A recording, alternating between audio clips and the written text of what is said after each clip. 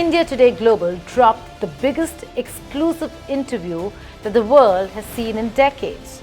Russian President Vladimir Putin, the most powerful, longest-serving, impossible-to-book leader of the modern world, sat across me and my colleague Anjana Om Kashyap inside the Kremlin's legendary Ekaterina Hall, or the Catherine Hall, for a 100-minute world exclusive that detonated across the global media landscape. For nearly 2 decades, he hadn't spoken to any foreign news network, let alone an Indian TV network. And yet, here he was, 24 hours before landing in New Delhi, giving India Today the kind of access Western networks beg for, chase for, and dream about.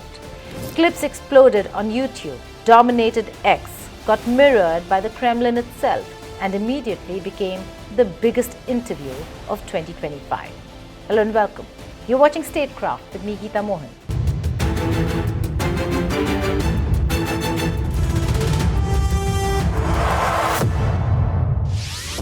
To understand why this interview has taken the world by storm, you have to look at where it happened, when it happened, and who got it.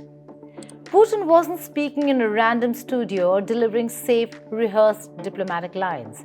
He was speaking at the Kremlin, inside the Ekaterina Hall, a setting loaded with symbolism. And he did it just after a 5-hour marathon meeting with Donald Trump's top envoys, Jared Kushner and Steve Witkoff. In fact, we were to get the interview on the very same day that historic meeting with Kushner was taking place at the Kremlin. But we had to reschedule because of the meeting having lasted more than 5 hours. And then we went back to the Kremlin, and that's when we got the interview the next day. He did it ahead of a crucial India visit on the eve of a global churn amid US-Russia negotiations and a shifting multipolar order. He spoke candidly, warmly, sometimes even humorously about Prime Minister Modi, President Trump, and even the Ukraine war. And the channel that captured this moment wasn't any of the West bigwigs, it was India Today Global.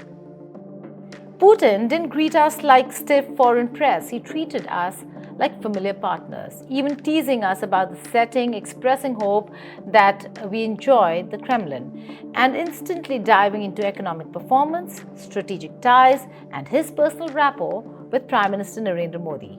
No evasions, no rehearsed lines. He openly credited Modi for India's 7% economic growth, praised India's miracle in doubling life expectancy in 77 years, and spoke about India as a major global player, not a British colony. But he also emphasized on the fact that this is a relationship that goes beyond just one prime minister, that this is a historical relationship. Most importantly, I'm delighted to be meeting, as you've mentioned, my friend Prime Minister Modi.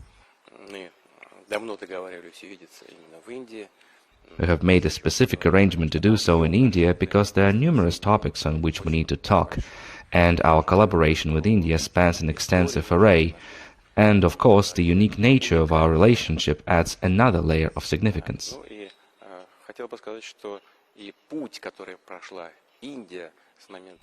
I also want to highlight that India's progress over the past 77 years since gaining independence, an extremely brief span in historical terms, has been substantial indeed, and India has truly come a long way in development.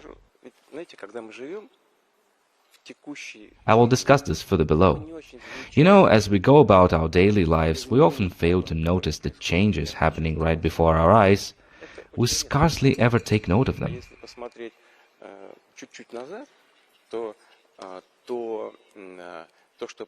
Yet, if you glance even slightly into the past and reflect on what has occurred in India, it's almost like a miracle. For example, few people recognize that life expectancy in India has nearly doubled during this period. We will talk about longevity in some time from now. We will definitely discuss that. Anyway, our relationship with India is advancing in numerous fields. It's a pleasure to meet Prime Minister Modi again, with whom we have both a professional and a personal, friendly relationship. The interview comes at a pivotal moment in global geopolitics, as the war in Ukraine enters yet another critical phase with US envoys attempting to broker peace. Putin's decision to speak with India today ahead of his New Delhi summit with Prime Minister Modi sends a powerful message about the shifting axis of global media influence and diplomatic relations. For years, Western media has maintained an almost monopolistic hold on access to world leaders during times of crisis, but this exclusive shatters that paradigm. The Russian president didn't just choose a legacy American network or a prominent European broadcaster. He chose India Today Global, and in doing so, acknowledged India's rising stature as a neutral yet influential voice in international affairs. What does this tell us about the changing landscape of global journalism and the West's diminishing grip on the narrative? Putin's declaration on Donbas has reverberated across newsrooms worldwide, with Western media outlets immediately seizing on the Russian president's uncompromising stance. I have said that already. Listen, we didn't recognize these self-proclaimed republics for 8 years. 8 years. They declared independence while we were trying to establish relations between the rest of Ukraine and those republics. But when we realized this wasn't possible, that they were simply being destroyed, we had no choice but to recognize them. And not just their existence on part of the territory, but within administrative boundaries established during Soviet times, then later under independent Ukraine after its independence, still within those administrative borders. And right away we told Ukraine, the Ukrainian troops, people don't want to live with you anymore. They voted in a referendum for independence. Withdraw your troops from there, and there won't be any military actions. No, they chose to fight instead. Now they have pretty much fought themselves into a corner. All this boils down to one thing. Either we take back these territories by force, or eventually Ukrainian troops withdraw and stop killing people there. CNN reported that Putin vows Russia will seize Donbas region by any means as Ukrainians prepare for more peace talks with the United States. The network highlighted that ahead of the Modi summit, Putin gave an interview with India Today in which he said Russia would liberate Donbas and Novorossiya in any case by military or other means, according to Russian state media TASS, which was directly quoting from our interview. And when you see these two men and the relationship that they have, you get an idea that this is not ending anytime soon. I mean, look at that hug. It might as well have been a bear hug. And while they were giving each other a hug, I won't be vulgar here, but they were certainly giving signals to the European countries as well as the United States. The fact that that relationship that you see there will continue. And I point everyone in the direction of an interview that India Today did, because we learned a lot from this interview, not just about India, but let me get to that point first. In terms of Russia continuing to sell oil to India, I mean, the new U.S. sanctions really seem to be biting here. Richard, Emmanuel Macron said that these sanctions would be a game changer. In terms of coming back on that, Putin's relationship that they have, you get an idea that this is not ending anytime soon. This remains unaffected by current conditions, fleeting political swings, or indeed the tragic events in Ukraine. And he says that that energy relationship will continue. But I do also want to remind you, Richard, that these are two leaders right now looking at this relationship and taking it beyond this conflict in Ukraine, really trying to build something. Again, India buying not just oil, but really it is the defense equipment that it buys from Russia that it needs. CNN also emphasized Putin's answer when asked what would constitute a victory. Russia will finish it when it achieves the goals set at the beginning of the special military operation, when these territories are freed. That's all.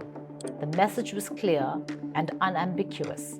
CBC News in Canada ran the headline, Putin says Russia will take Donbas by force if it's not ceded by Ukraine, reporting that President Vladimir Putin said in an interview published on Thursday that Russia would take full control of Ukraine's Donbas region by force unless Ukrainian forces withdraw, something Kiev has flatly rejected. All these publications have been using quotes from the India Today Archduke interview. The Canadian broadcaster noted that Putin sent tens of thousands of troops into Ukraine in February 2022 after 8 years of fighting between Russian-backed separatists and Ukrainian troops in the Donbas region, which is made up of the Donetsk, Luhansk regions. CBC quoted directly from the India Today interview. Either we liberate these territories by force of arms or Ukrainian troops leave these territories, Putin told India Today ahead of a visit to New Delhi, according to a clip shown on Russian state television. International media is focused on what Putin had to say about Russia-Ukraine war at a time when America is engaging Russia. The Independent took an equally stark approach. Running the headline, Putin declares Russia will take all Ukraine's Donbas region by force. The British newspaper reported that Russian President Vladimir Putin has declared that Moscow intends to seize full control of Ukraine's Donbas region through military force unless Ukrainian troops withdraw, a demand Kiev has unequivocally rejected. The Independent quoted Putin's stark formulation from India Today interview also. Either we liberate these territories by force of arms or Ukrainian troops leave these territories, according to footage broadcast on Russian state television, which they were using from the India Today interview. Al Jazeera's coverage added crucial context about the recent diplomatic efforts, reporting that Putin says Russia is ready to take Ukraine's eastern Donbas region by force. The Qatari network noted that Russian President Vladimir Putin has said recent talks with United States negotiators over ending the war with Ukraine were very useful, while doubling down on the maximalist demands and territorial designs that are standing in the way of a solution.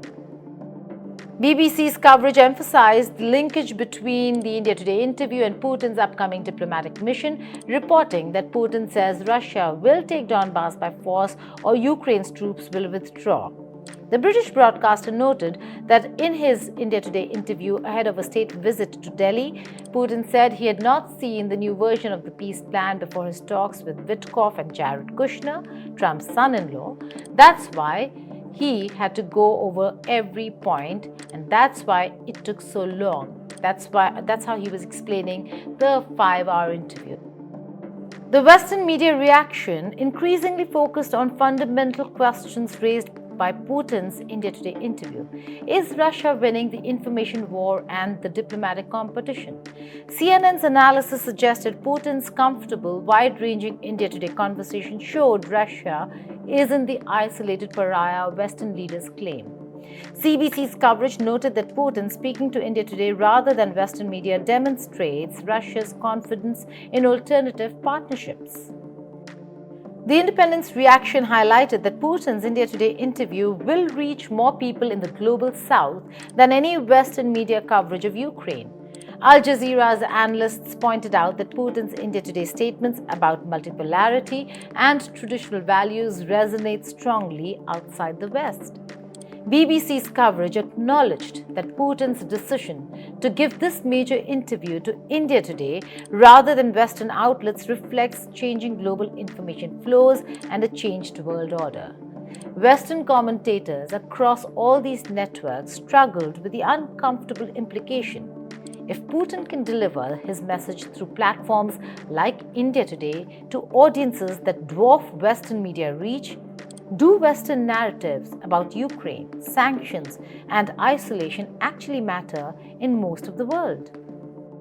Other publications like Reuters and DW focused on what President Putin said about oil, zeroing in on his sharp defense of India's energy partnership with Moscow. Putin dismissed Western criticism by pointing out that India has every right to buy the cheapest and most reliable oil, even hinting at US hypocrisy by noting that Washington itself continues certain nuclear fuel transactions with Russia. These global outlets framed his remarks as a direct pushback against Trump administration's pressure campaign, especially as US tariffs on Indian goods and tighter sanctions on Russian entities have driven India's crude imports to a 3-year low. In their coverage, Putin's message was clear. Russia sees India's energy purchases as legitimate, mutually beneficial, and not up for Western moral lecturing. The issue here is that the pressure you have referred to typically involves employing political instruments to influence normal competition.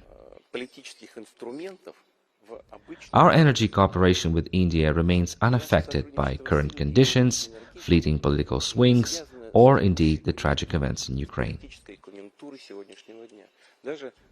Regarding hydrocarbons, well before the Ukrainian situation, our business entities had already built a solid and efficient commercial relationship that is based on mutual trust. It's widely known that one of our leading companies acquired an oil refinery in India. This investment represented one of the largest foreign inflows into the Indian economy, totaling more than $20 billion. Our company has been continuously expanding operations of this refinery, working with its partners, and operating successfully year after year. As a result, India has become one of the major refined product suppliers to Europe, not just because it buys our oil with a discount. It took years to achieve and is in no way connected to the current economic environment. Certain actors clearly dislike India's growing role in international markets owing to its ties with Russia. Consequently, they are seeking means to constrain India's influence for political reasons by imposing artificial obstacles. Putin says sanctions aren't about principles. They're a Western tool to block fair competition. He praises India for not bowing to pressure. He reveals that India and Russia's oil partnership is built over years, strengthened by trust and resistant to Western pressure. The subtext is devastating for the West. Everything the West tried to weaponize, oil, tariffs, sanctions, is being bypassed through the India-Russia partnership. And he goes further. Some countries dislike India's rising influence specifically because of its ties with Russia. That line alone sent Western think tanks into overdrive. The Western media reaction has made Putin's India Today interview into a defining geopolitical moment precisely because Western outlets recognize its significance. Putin took the world by storm not just through what he said to India Today, but through his choice of saying it to India Today. The West is reacting with everything from alarm to frustration to analysis to hand-wringing, but underlying all the Western media coverage is recognition that Putin's India Today interview showcased a Russia that isn't isolated, isn't defeated, and isn't particularly concerned with Western opinion. That might be the most important message delivered through the India Today interview. And it's the one giving Western capitals and Western media the most anxiety as they react to this extraordinary conversation that has dominated headlines across continents. Thank you for watching Statecraft.